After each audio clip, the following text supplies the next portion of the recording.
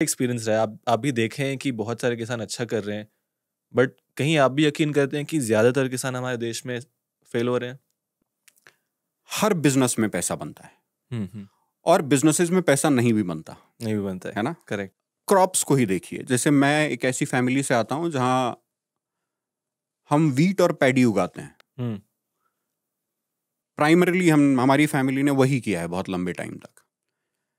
1 एकड़ में वीट का जो कॉस्ट ऑफ कल्टीवेशन होता है वो 40 30 40 50 हज़ार के आसपास, 30 40 हज़ार के आसपास होता है। हुँ।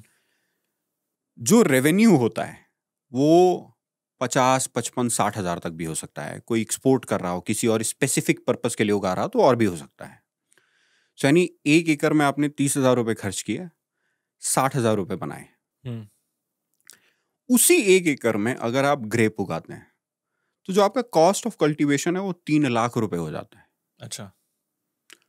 जो आपका रेवेन्यू है वो 5 6 7 8 10 12 15 लाख कुछ भी हो सकता है। कौन सी क्रॉप आप उगा रहे हैं, किस क्वालिटी की उगा रहे हैं, किस क्या रेट मार्केट है के लिए हमारा? उगा रहे हैं। हुँ। सो ये कहना कि एग्रीकल्चर में पैसा नहीं है, ये गलत है। डिपेंड करता है कि आप क्या उगा रहे हैं, वो डिमांड में है क्या, कैसे उगा रहे हैं। अगर आप अच्छी क्वालिटी उगा रहे हैं तो मार्केट रिवॉर्ड करती है। आप देखें देश भी कितना बदला है। हम अगर 1990s में लें तो एवरीबडीज पेरेंट वाज वर्किंग, सब लोग काम कर रहे थे कहीं, हुँ। और टेबल पे खाना है तो सब लोग खुश हैं। 30 साल में देश की इकोनॉमी $320 बिलियन 1990 में थी, जीडीपी। इस वक्त $4 ट्रिलियन के आसपास है। लोगों की डिस्क्रिशनरी इनकम जो खर्च पर कर कैपिटा सकते हैं। इनकम है वो $3,000 4,000 के तरफ जा चुकी है, और हम कोशिश कर रहे हैं देश अगर आगे बढ़ेगा तो डिस्क्रिशनरी इनकम और बढ़ेगी। जब देशों में डिस्क्रिशनरी इनकम बढ़ती है तो दो चीजें होती हैं, ये कॉमन है अक्रॉस ऑल द इकोनॉमीज। लोग अच्छा खाते हैं, लोग अच्छा पहनते हैं। सो यानी फूड का नेचर जो पहले सिर्फ पेट भरने के लिए यूज होता था वो अब न्यूट्रिशन की तरफ चला गया है। अगर आप न्यूट्रिशियस प्रोडक्ट प्रोड्यूस कर रहे हैं जिसकी मार्केट में डिमांड है तो अपने को मिलता है पैसा। अगर आप ऐसे प्रोडक्ट्स इस तरीके से कर रहे हैं कि वो सब स्टैंडर्ड है, उसमें प्रोडक्टिविटी के इश्यूज हैं, तो फिर चैलेंज है, पैसा नहीं बनेगा। बट ये individual farm to individual farm है यार। ये ऐसा नहीं कि पूरे एग्रीकल्चर में आप कुछ भी कर लो पैसा नहीं बनता है।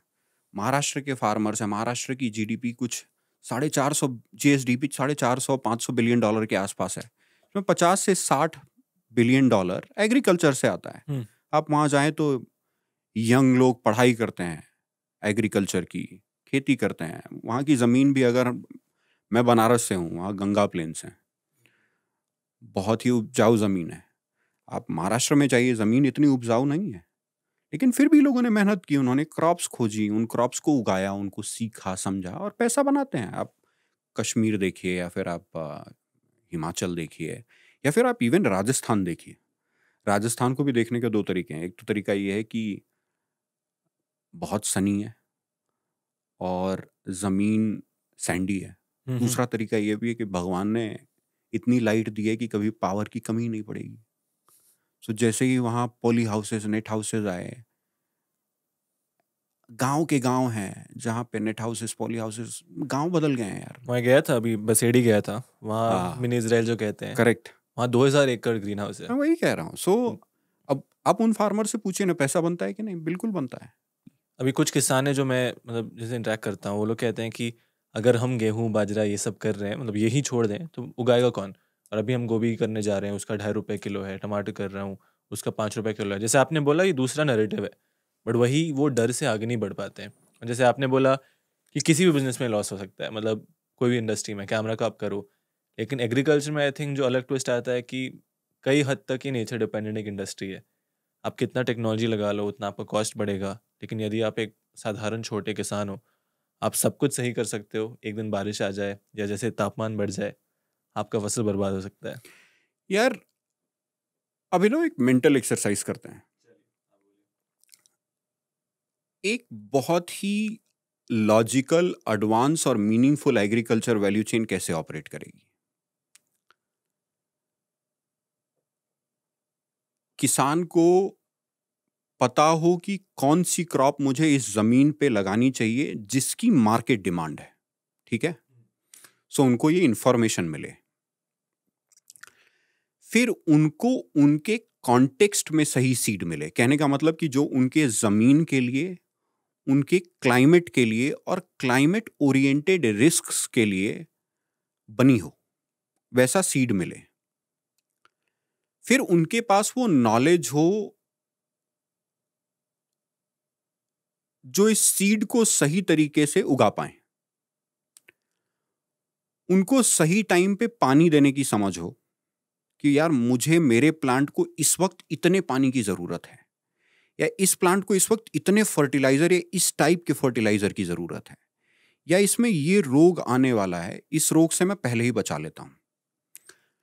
फिर वो हार्वेस्टिंग करें। हार्वेस्ट करें तो ऐसा प्रोड्यूस निकले जो रोबस्ट हो, जिसकी क्वालिटी अच्छी हो, जो न्यूट्रिशियस हो। और जब मैं क्वालिटी की बात करता हूं तो मैं सिर्फ न्यूट्रिशन की बात ही नहीं कर रहा हूं, मैं उसकी शेल्फ लाइफ की भी बात कर रहा हूं। या फिर इसकी समझ हो कि इसको कहां भेजना है, फिर उनको उस मार्केट का एक्सेस हो, ठीक है।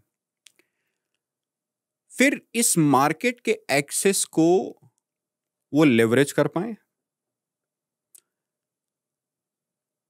सही गाड़ी में अपना सामान रख पाए, वो गाड़ी सही जगह पे जा पाए और सही कंज्यूमर के हाथ में प्रोड्यूस लगे, है ना। ये एक आइडियल वैल्यू चेन है। अब अपन चैलेंजेस को देखते हैं। यहां चैलेंज क्या है, और गोभी 2.5 रुपए की क्यों बिक रही है, या टमाटर 5 का क्यों बिक रहा है? टमाटर 5 का क्यों बिक रहा है, या फिर बाजरा कौन उगाएगा। बाजरा उगाएंगे लोग। बाजरा उगाएंगे जब बाजरा इस वैल्यू चेन में आइडियल क्रॉप बनती है। सो अगर आप फार्मर को देखें, है ना, फार्मर और फार्मिंग एज अ प्रोफेशन को देखें, तो 2 काम करना चाहता है किसान। एक तो वो अच्छी क्रॉप उगाना चाहते हैं कि अच्छा खिलाएं, है ना। मैं बहुत फार्मर से मिलता हूं जिनको बहुत संतोष मिलता है इस बात से कि उन्होंने अच्छा प्रोडक्शन किया, क्वालिटी प्रोडक्शन किया, बढ़िया न्यूट्रिशियस फूड उगाया कम और पेस्टिसाइड यूज किया, सही कम पेस्टिसाइड। लोगों में ये बहुत जागरूकता बढ़ रही है। और दूसरा, इस बिजनेस के माध्यम से उनको अपना परिवार भी चलाना है ना, ये टारगेट है। अब क्या उनके पास वो इंफॉर्मेशन है जो उनको सही सीड की समझ दे और सही क्रॉप मार्केट डिमांड की समझ दे? अगर ये होता है तो बहुत बढ़िया, हमने एक प्रॉब्लम सॉल्व कर ली। फिर उसके बाद प्रोडक्शन का पूरा प्रोसेस, है ना। और अगर आप किसी क्रॉप को देखें, फ्रूट एंड वेजिटेबल, जैसे हम तो हॉर्टिकल्चर के विद्यार्थी हैं, वही 6-7 साल से समझने की कोशिश कर रहे हैं, बहुत सारी क्रॉप्स की समझ नहीं भी है, बट इस सेगमेंट में बहुत टाइम बिताया है हमने। अब प्रोडक्शन का टाइम आया। प्रोडक्शन के टाइम में क्लाइमेट का रिस्क है। अगर क्लाइमेट का ही रिस्क है और रिस्क जो फार्मर ले रहा है वो कॉस्ट ऑफ कल्टीवेशन का ले रहा है, इसका भी सोल्यूशन है।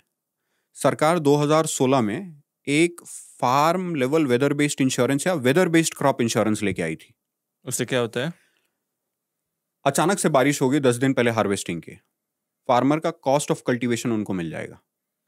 Weather based parametric crop insurance. मतलब मानो मेरा 10 रुपए कॉस्ट ऑफ कल्टीवेशन था, बारिश आके मेरे पूरे फसल को बर्बाद कर दिया, करेक्ट। गवर्नमेंट उस इंश्योरेंस के थ्रू वो 10 रुपए मुझे दे देगी, करेक्ट, किसी भी किसान के लिए। करेक्ट। अब आपको बताता हूं, पहले साल, और मुझे ये स्कीम इतनी अच्छी लगी थी यार, मैं बता नहीं सकता हूं। इस स्कीम की प्रॉब्लम बताता हूं।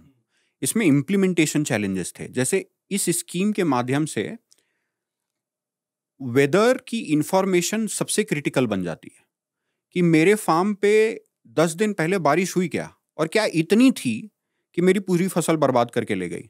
अब अनफॉर्चुनेटली देश में बहुत सारे वेदर स्टेशन तो है नहीं।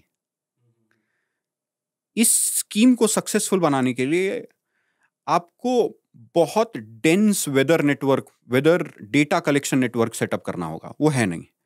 बट इसका सोल्यूशन है अभिनव। पैरामीट्रिक इंश्योरेंस और देशों में होता रहा है, हमारे देश में अभी वो इंफ्रास्ट्रक्चर वहां नहीं पहुंचा है, बट सरकार की कोशिश है।